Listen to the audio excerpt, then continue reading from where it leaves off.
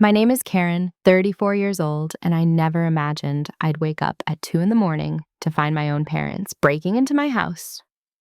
The sound of shattering glass jolted me from sleep. There they stood, with my sister Amy crowbar in hand, trying to change my locks. When I refused to sign over my grandmother's house for Amy's dream mansion, my mother's scream could wake the dead. She hurled a vase at my head. This was just the beginning. Before we dive deeper into this unbelievable family betrayal, I'd love to know where you're watching from today. If you've ever dealt with toxic family members who felt entitled to your belongings, hit that like button and subscribe to hear how I fought back against my own blood relatives. Trust me, what happens next will shock you to your core. 6 months before that terrifying night, my grandmother Rose passed away peacefully in her sleep.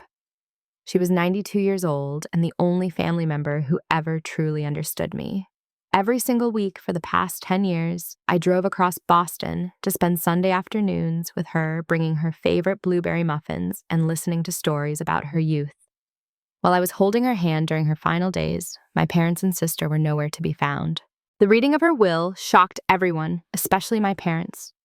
Grandmother Rose left her beautiful Victorian house in Beacon Hill specifically to me. The lawyer read her words aloud in that stuffy office while my family sat frozen. To my granddaughter Karen, who visited me every week when others forgot I existed, this house shall be hers alone, as she alone showed me love without expecting anything in return. The property was valued at $850,000, sitting in one of Boston's most desirable neighborhoods. My younger sister Amy, 29 years old and still living off our parents' generosity, turned red as a tomato. She had always been the golden child who could do no wrong. Our parents paid for her Ivy League education at Brown University, financed her lavish wedding to Brett, and bailed out 3 of her failed business ventures. Instagram influencer, jewelry designer, life coach. She tried them all and failed spectacularly each time. Meanwhile, I worked 2 jobs while attending community college, barely sleeping 4 hours a night to become a registered nurse. The explosion came in the parking lot after the will reading. My mother grabbed my arm so hard it left bruises. "You manipulated her! You turned our mother against her own family!" she screamed while my father stood behind her, his face twisted in rage. Amy sobbed dramatically, mascara running down her cheeks. "I was going to build my dream home there. Mom and Dad promised me that property. You knew that." I pulled away from my mother's grip. Grandmother made her choice. I was there for her. Where were you when she needed help getting to doctor's appointments? When she fell in her bathroom and laid there for hours because none of you answered her calls? My father stepped forward, pointing his finger in my face. "You will share that house with your sister, or you'll no longer be our daughter." The truth started coming out over the following weeks. My parents had already promised Amy she could have the property. She had hired an architect to design a modern monstrosity that would require demolishing grandmother's historic home. They had taken out loans against their own house, expecting to control grandmother's estate. Amy had been posting on social media about her upcoming dream home build for months, showing off architectural plans to her 40,000 followers. The manipulation began immediately. My parents started spreading lies throughout our extended family and their social circle. They claimed I had isolated grandmother from everyone else, that I had poisoned her mind against them. They conveniently forgot to mention that they only visited her twice in her final year, and both times were to ask for money. My mother called me crying one night, claiming they desperately needed funds for my father's medical bills. When I asked for details, she became evasive. Later, I discovered through my cousin Lisa that my father was perfectly healthy. They wanted me to feel guilty enough to hand over the house. The emotional blackmail intensified when they involved other relatives, painting me as the selfish daughter who would let her father die rather than share my inheritance. Amy launched her own campaign on Instagram, posting photos of herself crying with captions about how her evil sister was destroying her mental health and crushing her dreams. She claimed that building this house was the only thing keeping her from severe depression. Her followers, who didn't know the real story, bombarded my social media with hateful messages. The house itself became a battleground.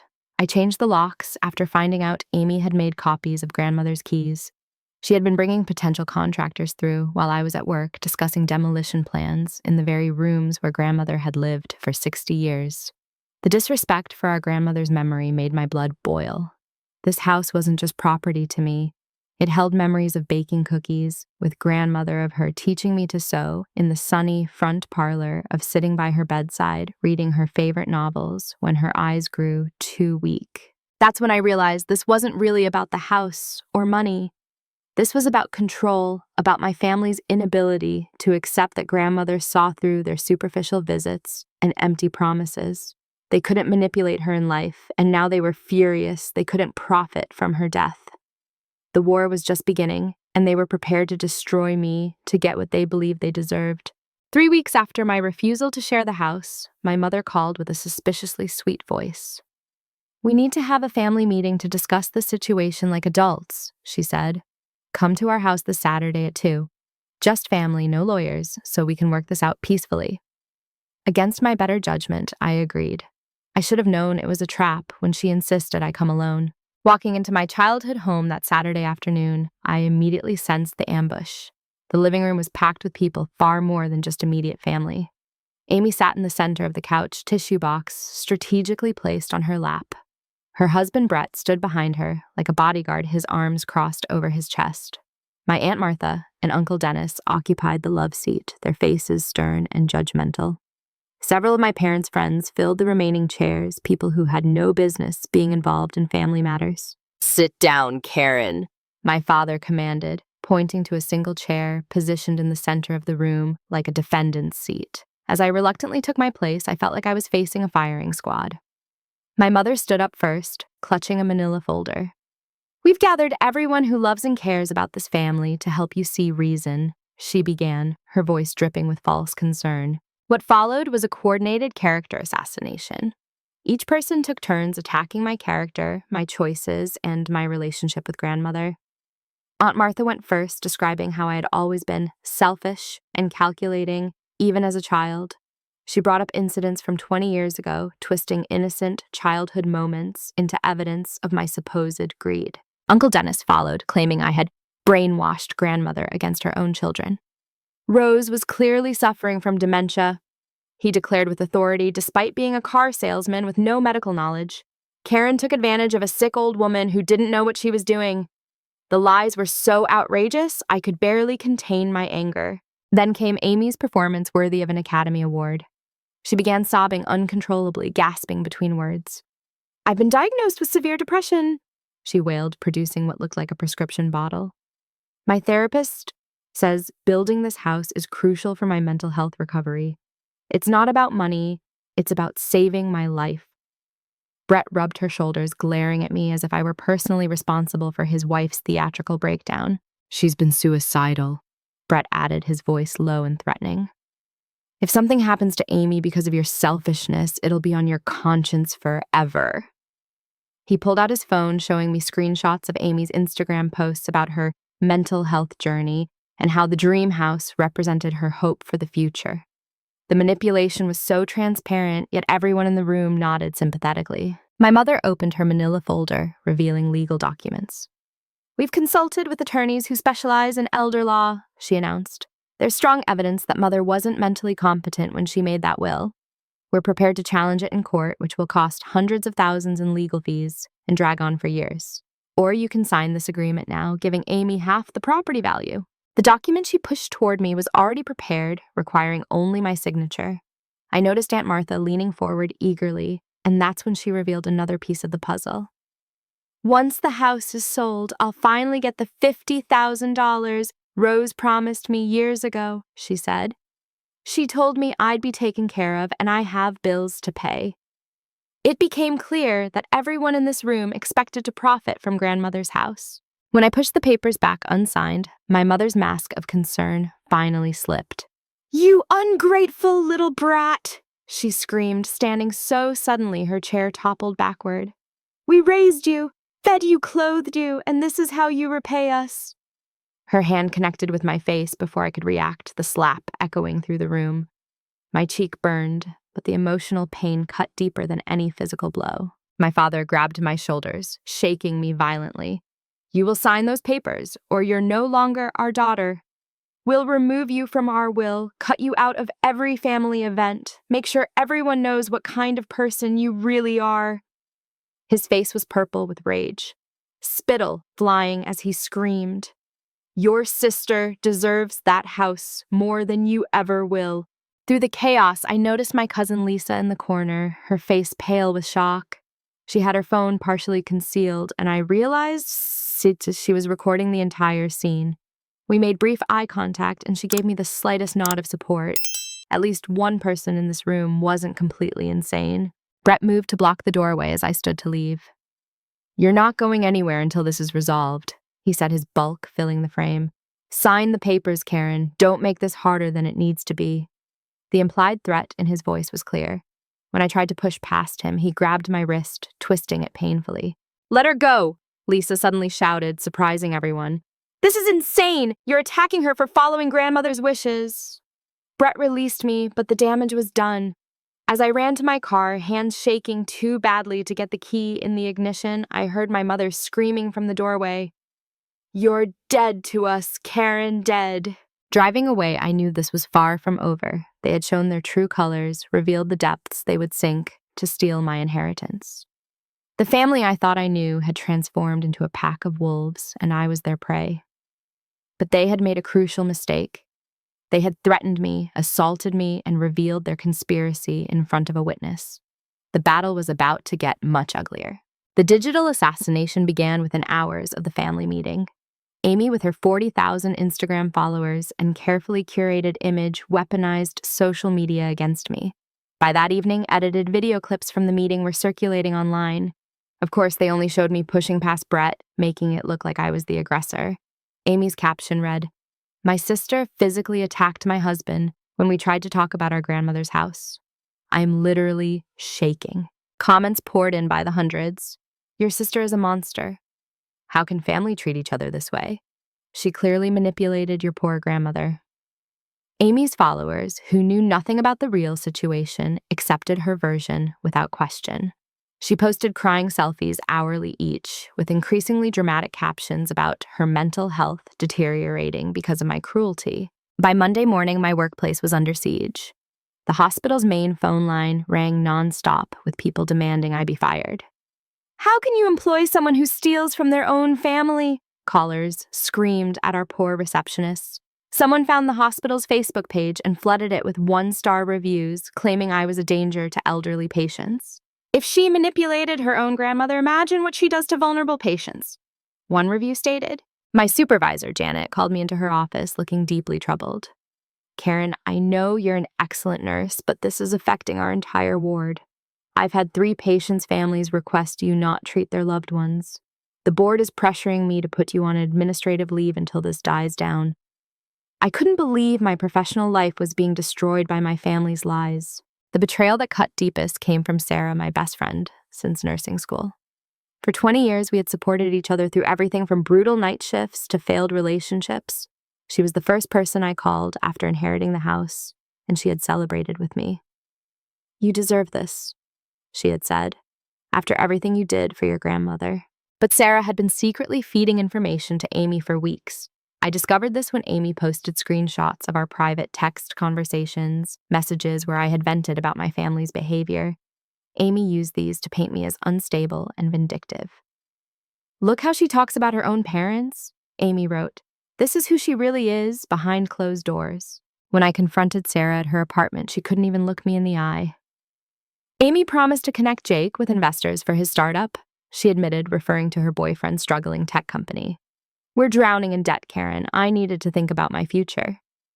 20 years of friendship sold for the promise of business connections that probably didn't even exist. My fiancé, Mark, initially stood by me, but the pressure campaign soon reached him too.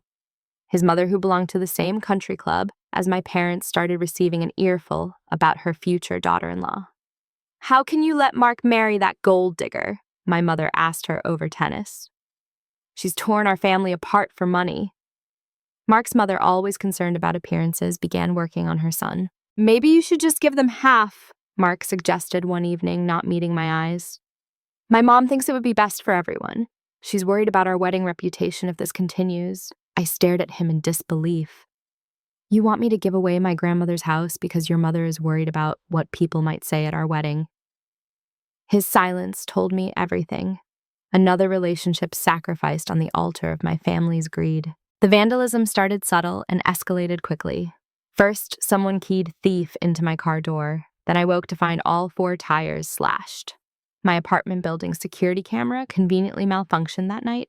The police officer who took my report barely concealed his disinterest.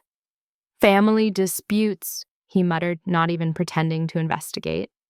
Usually better to handle these things privately. One evening, returning from a 12-hour shift, I found my parents in my apartment building's lobby. They had convinced the property manager they were worried about my mental health and needed to check on me. "We're still her parents," my mother told him, tears streaming down her face. "We're so concerned about her state of mind." The manager, completely fooled, had been about to let them into my apartment when I arrived. The gaslighting intensified when I discovered they had been intercepting my mail. Important documents from grandmother's estate lawyer went missing. Bank statements vanished. When I installed a security camera aimed at my mailbox, I caught my father on video stuffing my mail into his jacket. The postal inspector I reported it to said it would take months to investigate if they bothered at all. My neighbor Helen, an elderly woman I often helped with groceries, stopped speaking to me. When I asked why, she reluctantly admitted my parents had visited all the neighbors, spinning tales about how I was planning to sell grandmother's house to developers who would demolish the entire block for condos. "They said you don't care about the neighborhood's history," Helen told me sadly, "that you just want the money." The psychological warfare was taking its toll. I lost 15 pounds from stress, survived on coffee, and whatever I could grab between shifts. Sleep became impossible as I waited for the next attack. My coworkers avoided me, not wanting to be associated with the scandal. Even patients began recognizing me from Amy's viral posts, some requesting different nurses. Everything culminated when I discovered Brett's construction company had fraudulently filed permits to begin work on grandmother's house. He had forged my signature on the applications, claiming to be my authorized contractor.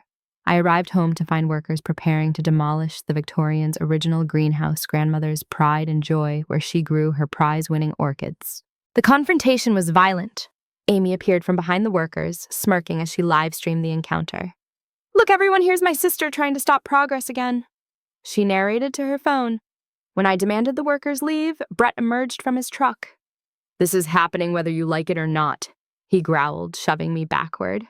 I fell hard onto the concrete, my wrist bending at an unnatural angle. Amy's camera never stopped rolling as she narrated a completely false version of events. "Oh my God, she's attacking the workers. Someone call the police." By the time officers arrived, Amy had coached the construction crew on what to say. Despite my protests and obvious injuries, I was arrested for assault and trespassing on my own property. Sitting in that jail cell, wrist throbbing and possibly fractured, I reached my lowest point. My family had systematically destroyed my reputation, my career, my relationships, and now my freedom.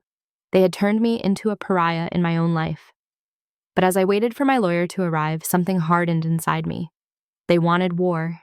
They would get war. My night in jail became ammunition for my family's escalating attacks. Amy posted my mugshot across social media with the caption, "Violence runs in her veins. First our grandmother, now innocent workers. When will it end?" The image went viral in our community, shared by people who had never met me but loved a good scandal. My lawyer, Emma, a sharp woman in her 50s, finally got me released the next morning but warned me things would get worse before they got better. The elder abuse charges came 2 days later. My parents had filed a formal complaint with Adult Protective Services, claiming I had systematically isolated grandmother from her family during her final years. They presented a timeline showing decreased family visits that coincided with my increased presence, conveniently omitting that they had chosen to stop visiting when grandmother refused to keep lending them money. "They've hired Brennan and Associates," Emma told me grimly over coffee. "They're known for playing dirty, manufacturing evidence and destroying opponents through exhaustion and financial drain. The firm had a reputation for taking on wealthy clients' lost causes and winning through sheer ruthlessness. My parents had clearly spent serious money on this war. The fake witnesses started appearing within a week. Suddenly, grandmother's former neighbors claimed to have seen me preventing family visits, heard me yelling at her, witnessed me forcing her to sign documents. Mrs. Chen, who had lived next door for 30 years, swore in an affidavit that she saw me physically blocking my parents from entering grandmother's house. When I visited Mrs. Chen myself, she broke down crying. "They offered me $10,000, she sobbed.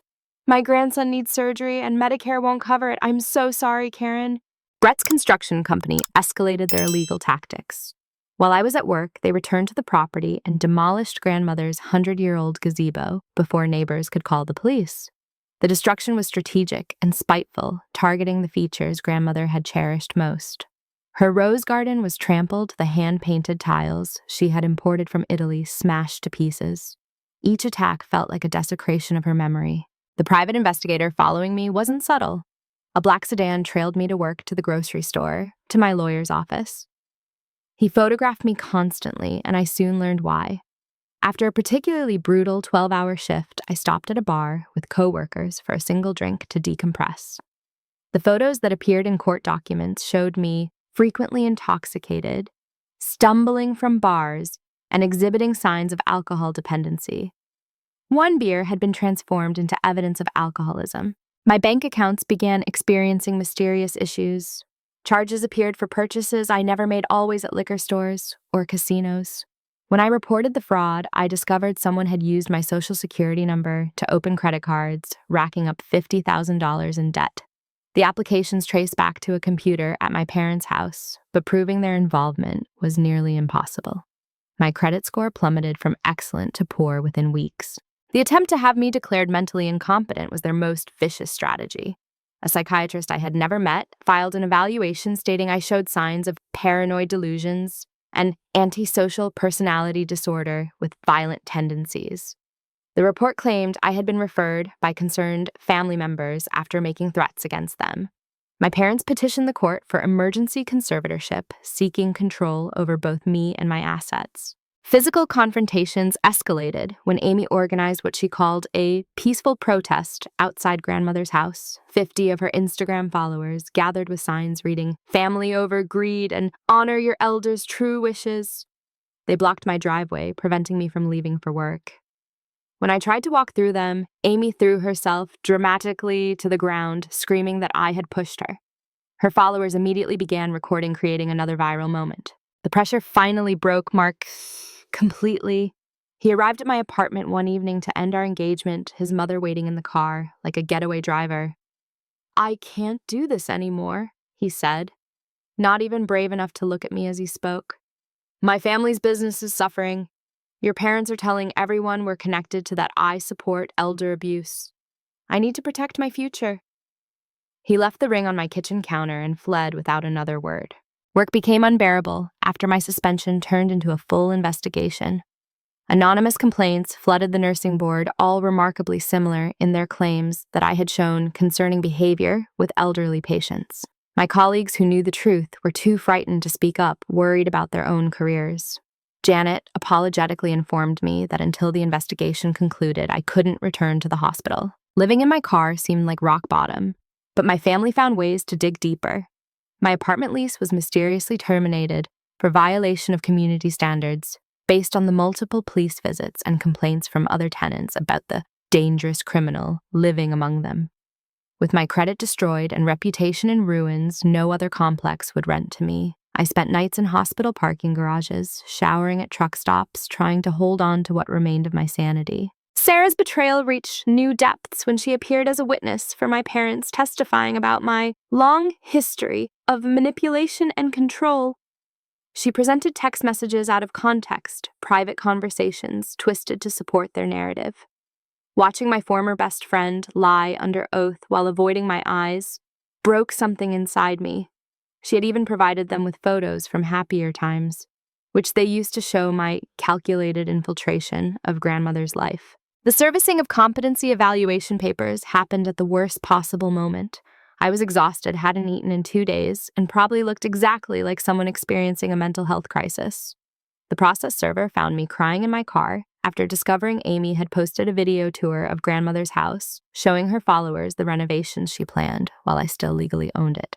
My emotional state at that moment would become evidence of my instability. Contemplating surrender felt like the only option left. They had destroyed everything I had built, everyone I had trusted. Maybe giving them the house would end the torture. I sat in grandmother's kitchen at 3 in the morning, her photo on the wall, seeming to watch me with disappointment.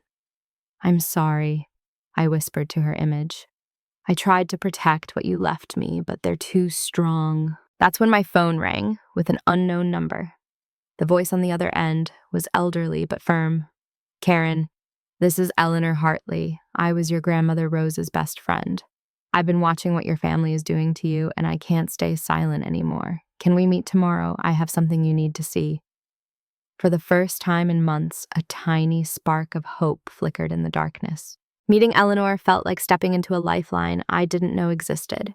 She suggested a small diner 2 towns over, where my family wouldn't think to look for me. I arrived exhausted, wearing the same scrubs I'd worn for 2 days, living out of my car, with nowhere to shower properly. Eleanor was already there, an elegant woman in her 80s, with sharp blue eyes that reminded me painfully of grandmother. "You look like hell, dear," she said bluntly, pushing a menu toward me. "When's the last time you ate a proper meal?" When I couldn't remember, she ordered for both of us, insisting I needed strength for what was coming. As we waited for food, she pulled out an old tablet from her purse. "Your grandmother was smarter than anyone gave her credit for," Eleanor began. "She knew exactly what your family was capable of. The first video made me cry. There was grandmother sitting in her favorite chair, just 3 months before she died, speaking clearly and firmly to the camera. 'I, Rose Catherine Mills, being of sound mind and body, want to state unequivocally that I am leaving my house to my granddaughter Karen. She is the only family member who has shown me genuine love and care. My daughter Susan and her husband Richard have stolen from me repeatedly. My granddaughter Amy has not visited in 4 years despite living 20 minutes away.'" Eleanor played video after video. Grandmother documented everything, including dates when my parents took her checkbook, forged her signature for a $40,000 loan they never repaid.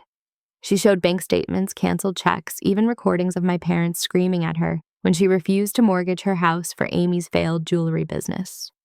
The evidence was overwhelming and meticulously organized. "There's more," Eleanor said, sliding a brass key across the table. "Rose installed a hidden safe in the house 6 years ago. She didn't trust banks with everything after your parents tried to get power of attorney. Inside, you'll find her complete diary from the last decade, more financial records, and something else that will help you." She squeezed my hand gently. "Your grandmother loved you so much, Karen. She saw this coming and tried to protect you." The safe was concealed behind a false panel in grandmother's closet, exactly where Eleanor described. Inside, along with stacks of documents, was a business card that would change everything. "Robert Chen, attorney at law, specializing in elder law and estate protection." A sticky note in grandmother's handwriting said simply, "Call him when they come for you, already paid for." Robert Chen turned out to be one of Boston's most formidable attorneys, a man who had built his career destroying families who preyed on elderly relatives. When I called his office, his secretary immediately put me through. "I've been waiting for your call, Miss Mills," he said warmly. "Your grandmother retained me 3 years ago. I'm familiar with your case, and frankly, I'm appalled by what I've been seeing. Can you come to my office tomorrow?" His downtown office radiated power and success. Robert, a distinguished man in his 60s, had already assembled a team specifically for my case. "Your grandmother paid a substantial retainer to ensure you'd have the best defense possible," he explained. "She documented your family's financial abuse extensively. What they're doing now, it's criminal, and we're going to prove it." The diary was a gold mine of evidence. Grandmother had written detailed entries about each family member's behavior. The entry about Amy was particularly damning. "Amy came by today after 2 years of silence. She spent 5 minutes asking about my health, then 45 minutes trying to convince me to invest in her new MLM scheme. When I refused, she called me a selfish old bitch and stormed out. This is my granddaughter who posts on Instagram about how much she loves family." About my parents, grandmother wrote, "Susan and Richard visited only to go through my financial statements while they thought I was napping. I heard them calculating how much my death would bring them. They've stolen over $200,000 from me over the years through lies and manipulation. Karen doesn't know because I didn't want to burden her. She's the only real family I have left." The forensic accountant Robert hired uncovered the full extent of my parents' fraud. They were drowning in debt from failed investments, owed $300,000 on credit cards, and had taken out a second mortgage, expecting to inherit grandmother's house. They had promised dozens of people money from the eventual sale, creating a web of financial obligations they couldn't meet without stealing my inheritance. We discovered Amy's influencer career was entirely fake. She had purchased all 40,000 followers, hired a service to create fake engagement, and staged every aspect of her lifestyle. The depression she claimed to suffer from, no record of any mental health treatment, no prescriptions, no therapist. Even the bottle she waved around at the family meeting contained breath mints. Her husband Brett's construction company was under investigation for fraud in 3 separate cases, desperately needing the quick money from demolishing and flipping grandmother's house. The security footage from grandmother's house that my family didn't know existed showed the truth. Hidden cameras grandmother had installed captured my parents entering with spare keys while she was at medical appointments going through her jewelry, taking valuable antiques. One video showed Amy and Brett measuring rooms and discussing demolition while grandmother was in the hospital. The timestamp proved this was 2 days before she died, while they were telling everyone they were too grief-stricken to visit. "We have enough to bury them," Robert said with satisfaction. "Criminal charges for fraud, theft, identity theft, harassment, defamation, and elder abuse. The fake psychiatric evaluation, we tracked it to a doctor who lost his license 5 years ago. That alone is a felony." His team had also found evidence of Brett's forged permits and fraudulent contractor claims, adding more criminal charges to the list. Eleanor introduced me to something I hadn't expected, a community of people who had faced similar situations. She hosted a support group for healthcare workers whose families had turned against them over inheritance. "You're not alone," she assured me as I met nurses, doctors, and caregivers who shared stories eerily similar to mine. Families often prey on the one member who shows genuine care for the elderly, knowing they're usually too kind to fight back effectively. 3 nurses from the group offered to testify about their own experiences and the patterns of behavior in these situations. One had lost her mother's house to scheming siblings, but eventually won it back. Another had been falsely accused of elder abuse by family members who wanted her inheritance. Their presence reminded me that I wasn't crazy or alone in this nightmare. My coworkers had been organizing behind the scenes. Despite their fear, they created a petition supporting me with over 500 signatures from hospital staff. They documented my exemplary record patient testimonials and the suspicious timing of complaints against me.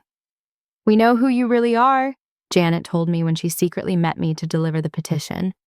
"The board is starting to ask questions about these anonymous complaints. They all came from the same IP address." Robert's investigation revealed something that explained Sarah's betrayal. Amy hadn't just promised her business connections. She had discovered Sarah and Jake were involved in questionable financial dealings with their startup and threatened to expose them unless Sarah cooperated. While it didn't excuse the betrayal, it added another layer of criminal manipulation to the case against my family. The turning point came when we found the smoking gun evidence of my parents' massive fraud. They had created a fake charity in grandmother's name, soliciting donations from her friends at church by claiming the money would go to elder care causes. Instead, every penny went to their personal accounts. Wire fraud, mail fraud, charity fraud. The FBI would be very interested in this evidence. "Tomorrow we file everything," Robert announced at our strategy meeting. "Criminal complaints, civil lawsuits, restraining orders, and a formal complaint to the bar about their attorneys who knowingly submitted false evidence. We also have a media contact at the Boston Globe who's very interested in this story of elder abuse and family fraud." He smiled grimly. "Your family wanted war. They're about to learn what that really means." That night, I stood in grandmother's house for the first time in weeks without fear. Eleanor had arranged for security guards after showing the court our evidence of Brett's break-ins. In grandmother's bedroom, I found a letter she had left for me in her jewelry box.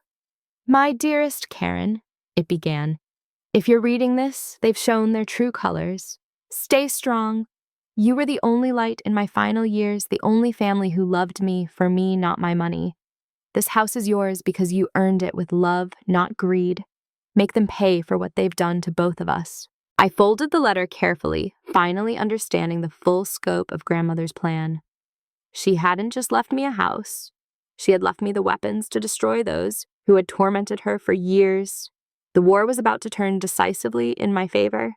The courthouse steps were crowded with reporters when Robert filed our massive legal response.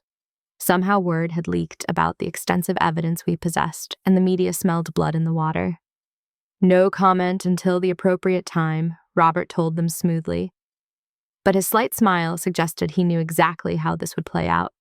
My family's public assassination of my character was about to backfire spectacularly. Within hours, my parents were served with criminal charges at their country club during the annual charity gala. The timing was deliberate, Robert's way of ensuring maximum witnesses to their humiliation.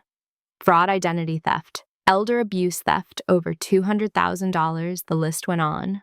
The sheriff's deputies led them out in handcuffs while their society friends watched in shock. Amy received her papers during a live stream with her followers, her fake tears turning real as she read the charges against her. Brett's arrest was more dramatic. The FBI raided his construction company offices, seizing computers and documents related to the charity fraud scheme. They found evidence of even more crimes, including tax evasion and insurance fraud on previous projects. His tough guy persona crumbled as federal agents led him away. Amy's Instagram followers got quite a show as she screamed about injustice while her husband was driven off in an unmarked car. The forensic accountant's full report devastated their defense. Every stolen penny was documented, every forged check cataloged, every fraudulent transaction traced. The fake charity alone had collected over $75,000 from grandmother's elderly friends. When those victims learned their donations meant for helping other seniors had funded my parents' luxury vacations and Amy's shopping sprees, they added their own lawsuits to the growing pile. Amy's influencer fraud unraveled publicly when a tech-savvy journalist investigated her followers. The exposé revealed that only 300 of her 40,000 followers were real people. Every sponsored post, every brand deal had been based on lies. Companies she had partnered with demanded refunds, adding civil fraud charges to her mounting legal troubles. Her carefully crafted online persona imploded as screenshots of her fake engagement metrics went viral. The psychiatric evaluation scandal became front-page news. The disgraced doctor who had written the false report was arrested for practicing without a license and fraud. He immediately gave up my parents as the ones who had paid him $5,000 for the evaluation. The medical board launched a formal investigation into how such a document had been submitted to the court system, leading to the suspension of their attorney pending review. Sarah's world crumbled when the full extent of her betrayal became public. Jake left her after learning she had sold out her best friend just for business connections that never materialized. Her nursing license was under review for ethical violations related to sharing private information about a colleague. The other nurses at our hospital shunned her completely. She appeared at my lawyer's office begging to make amends, but I refused to see her. Some betrayals cut too deep for forgiveness. My coworkers' petition evolved into a powerful movement. They organized a demonstration outside the hospital demanding the board clear my name and reinstate me immediately. Local news covered the story of healthcare workers standing up against false accusations. Patients I had cared for over the years wrote letters describing my compassion and professionalism. One elderly woman told reporters, "Karen held my hand through cancer treatment. The idea that she would harm any elderly person is absurd." The restraining orders were comprehensive and devastating to my family's harassment campaign. They couldn't come within 500 feet of my grandmother's house or my workplace. They couldn't contact me directly or through third parties. Any violation would result in immediate jail time. Amy tested this exactly once, trying to approach me at a gas station. She spent 48 hours in custody, missing a court date that resulted in a bench warrant. Security footage from grandmother's house provided the most damning evidence in court. The judge watched, stone-faced, as my parents rifled through grandmother's belongings while she was hospitalized, stealing jewelry and silver. Amy and Brett measuring for demolition while grandmother lay dying was particularly powerful. "This is the most egregious case of elder abuse I've seen in 30 years, the judge stated. "The calculated cruelty is breathtaking." The civil lawsuits multiplied like a hydra. Every person my parents had promised money from the house sale sued them for breach of contract. Their attorney dropped them as clients, then sued for unpaid fees. The country club expelled them for embarrassing the membership. Their church congregation, learning about the fake charity, demanded they leave. The social structure they had spent decades building collapsed in weeks. Media coverage shifted dramatically as evidence emerged. The Boston Globe ran a series on elder abuse and inheritance fraud, featuring my case prominently. Amy's viral videos were re-examined with body language experts pointing out signs of deception. Comment sections that once vilified me now called for justice. "We were all fooled," one former supporter wrote. "This family is evil, and Karen deserves compensation for what they put her through." Robert masterfully orchestrated each legal move for maximum impact. When my parents' lawyer tried to claim grandmother had promised them the house verbally, we produced audio recordings of them discussing how to steal it. When they argued I had isolated grandmother, we presented visitor logs showing I was the only regular visitor for years. Every lie they told was immediately contradicted by evidence grandmother and I had carefully preserved. The house itself was legally protected by emergency injunctions preventing any alterations. Brett's company faced massive fines for the illegal demolition they had already done. We sued for restoration costs, emotional distress, and punitive damages. The Victorian would be returned to its original glory, with Brett's company footing the bill under court supervision. The gazebo he destroyed would be rebuilt exactly as grandmother had designed it. Mark attempted reconciliation once he saw which way the wind was blowing. He showed up with flowers and apologies, claiming his mother had pressured him. "I never stopped loving you," he insisted. I was just scared and confused. I looked at this man I had planned to marry, who had abandoned me at my lowest point, and felt nothing. "You showed me who you really are," I told him. "Thank you for that gift." His tears as I closed the door meant nothing to me. My reinstatement at work came with a formal apology from the hospital board and full back pay for my suspension. They offered me a promotion to head nurse of the geriatric ward, recognizing my dedication to elderly patients. My colleagues welcomed me back with a party that brought tears to my eyes. These people who had risked their own careers to support me were my real family. The criminal trial began with my parents looking haggard and desperate. Their expensive clothes were gone, replaced by court-appropriate attire that couldn't hide their fall from grace. Amy had lost so much weight from stress that her Instagram-perfect image was destroyed. Brett, out on bail, sat behind them looking like a broken man. The empire of lies they had built was about to face final judgment. As the prosecution laid out their case with our mountain of evidence, I sat in the gallery feeling something I hadn't expected: peace. Grandmother had protected me even in death, giving me the tools to fight back. Eleanor squeezed my hand as we watched my family's crimes exposed in methodical detail. Justice was finally coming, and it tasted sweeter than I had imagined. The verdicts came down like dominoes on a Thursday morning that I'll never forget. My mother sobbed uncontrollably as the judge read guilty for elder abuse, fraud, and identity theft. My father stood stoic until his own guilty verdicts were announced, then collapsed into his chair. Amy's wailing could be heard in the hallway as she was convicted of fraud, conspiracy, and defamation. Brett received the harshest sentence, 5 years in federal prison for the charity fraud that crossed state lines. The others got 2 years each, though Amy's was suspended to probation due to her young children. Financial justice followed swiftly. The judge ordered my parents to pay $200,000 in restitution plus punitive damages that pushed the total to over $500,000. They had to sell everything: their house, cars, country club memberships, even mother's precious jewelry collection. The foreclosure notice on their home felt like poetic justice. They who had tried to steal my home lost their own. Amy and Brett declared bankruptcy. Their construction company liquidated to pay victims of their various frauds. The restoration of grandmother's house became a labor of love. Using the settlement money from Brett's company, I hired craftsmen who specialized in Victorian restoration. They rebuilt the gazebo exactly as it had been, using old photographs Eleanor provided. The rose garden was replanted with the same varieties grandmother had cultivated. Every piece of damaged history was carefully repaired or recreated. The house became even more beautiful than before, a testament to grandmother's legacy. Sarah faced her own reckoning. The nursing board suspended her license for 6 months and required ethics courses before reinstatement. She sent letter after letter apologizing, begging for forgiveness I couldn't give.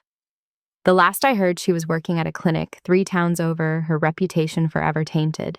Jake had left her for good, and the startup they had pinned their hopes on failed without the connections Amy never actually had. Betrayal, it seemed, brought its own punishment. My parents' attempts at reconciliation began 6 months into their incarceration. The letters came weekly, each more desperate than the last. "We're still your parents," my mother wrote. "Family forgives family." I returned every letter unopened. When they were released early for good behavior, They discovered I had legally changed my last name to grandmother's maiden name, Hamilton. The symbolic severing of ties was complete. They showed up at grandmother's house on Thanksgiving, looking aged and desperate. "Please, Karen," my mother begged through the security intercom. "We're homeless. We're living in our car. Your sister won't help us. We have nowhere to go." I held the restraining order up to the camera. "You have 5 minutes to leave before I call the police," I said calmly. They spent that holiday in a shelter, their former society friends having abandoned them completely. Amy's fall from grace was particularly public. Without her fake followers and brand deals, she had to find real work for the first time. She was spotted working at a department store, folding clothes for minimum wage. Her children were being raised by Brett's parents while she figured out how to survive without fraud. The influencer who had portrayed a perfect life was now scanning groceries and living in a studio apartment. The transformation of grandmother's house into Rose's respite brought unexpected joy. I converted the upper floors into affordable housing for healthcare workers, particularly those dealing with family estrangement or financial hardship. The first residents were 2 nurses from Eleanor's support group who had lost their own family support systems. Watching them find peace in grandmother's home felt like honoring her memory perfectly. Eleanor became the grandmother I had lost. She moved into the guest house, bringing wisdom and warmth to our growing community. Together, we established a legal fund for healthcare workers facing inheritance fraud, using part of the settlement money. "Rose would be so proud," Eleanor often said, especially when we helped another nurse protect their inheritance from greedy relatives. Our Sunday teas in the restored gazebo became legendary among residents. Thomas entered my life quietly without fanfare. A pediatric nurse who had supported me during the trial, he understood loss and betrayal, having faced his own family struggles. Our first date was coffee, between shifts talking about everything except our families. He made me laugh for the first time in over a year. Unlike Mark Thomas, never wavered when things got complicated. "I'm here for who you are," he said simply, not what you have or what your family did. The 1-year anniversary of grandmother's death arrived with unexpected peace. I hosted a memorial in her garden, inviting everyone who had truly loved her. Eleanor shared stories of their 70-year friendship. Former patients spoke of her kindness. Not one member of my biological family was present, and their absence felt like freedom. We planted a new rose bush in her honor, a variety called Resilience, that seemed perfectly appropriate. My parents made one last desperate attempt at reconciliation 2 years later. They had Eleanor approach me, thinking I wouldn't refuse her. "They're broken, Karen," she said gently. "Your mother has aged 20 years. Your father had a mild stroke. They live in a tiny apartment, work minimum wage jobs, and have nothing left but regret." I listened politely, then shook my head. They're experiencing the consequences of their choices. That's justice, not cruelty. The legal precedent our case set helped dozens of other families. Robert used our evidence to push for stronger elder abuse laws in Massachusetts. The fake charity scheme led to stricter oversight of small charitable organizations. Amy's influencer fraud became a cautionary tale taught in marketing ethics courses. Our fight had ripple effects neither of us could have anticipated, protecting future grandmothers from similar exploitation. Life in Rose's respite flourished beyond my dreams. We hosted support groups, legal clinics, and community dinners in the restored Victorian. The house that my family had wanted to demolish for profit became a sanctuary for those who needed it most. Every room held stories of healing and hope. Grandmother's portrait in the parlor watched over it all, and I often felt her presence in quiet moments. Thomas proposed in the gazebo on a spring evening, surrounded by blooming roses. "I want to build our life here," he said, "in this place that represents your strength and your grandmother's love." Eleanor cried happy tears as she watched from the garden, later admitting she had been hoping for this moment.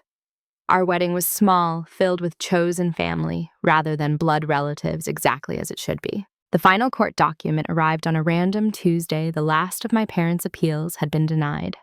Their criminal records were permanent, their financial destruction complete. Amy's probation violation had finally landed her in jail for 6 months. The war they had started was definitively over, and they had lost everything. I filed the paperwork away and returned to the life I had built from the ashes of their betrayal. Standing in grandmother's kitchen that evening preparing dinner for the residents of Rose's respite, I reflected on the journey. They had tried to destroy me for money, but instead revealed the strength I never knew I possessed. They had stripped away everything I thought mattered: family, financial security, reputation, and relationships, only to show me what really counted. In trying to steal my inheritance, they had given me something more valuable: the knowledge that I could survive anything. "Family isn't blood," I said to Thomas as we served dinner to our chosen family of residents and friends. "It's who shows up when you're drowning, who fights beside you when the world turns against you, who celebrates your victories and mourns your losses as their own." He kissed my forehead gently, understanding in his eyes. Eleanor raised her glass from the head of the table, toasting to new beginnings and the family we create for ourselves. As laughter filled the dining room, where grandmother once ate alone, abandoned by those who shared her DNA, but not her heart, I knew this was the ultimate victory. Not the money, not the house, not even the justice served in court. It was this building, a life filled with genuine love, surrounded by people who chose to be family. Grandmother's last gift wasn't just property or evidence. It was teaching me that sometimes losing your biological family is the only way to find your real one. Thank you for joining me on this incredible journey of betrayal, survival, and ultimate triumph. If you've ever faced family members who put greed before love, or if you've had to choose between keeping toxic relatives and protecting your peace, I want to hear your story in the comments below. How did you find the strength to stand up for yourself? What would you have done in my situation? Please hit that like button if the story resonated with you, and don't forget to subscribe and ring the notification bell so you never miss another true story of justice served. Share this video with anyone who needs to hear that they're not alone in dealing with toxic family members. Remember, your real family consists of those who love you for who you are, not what you can give them. Stay strong, and I'll see you in the next video.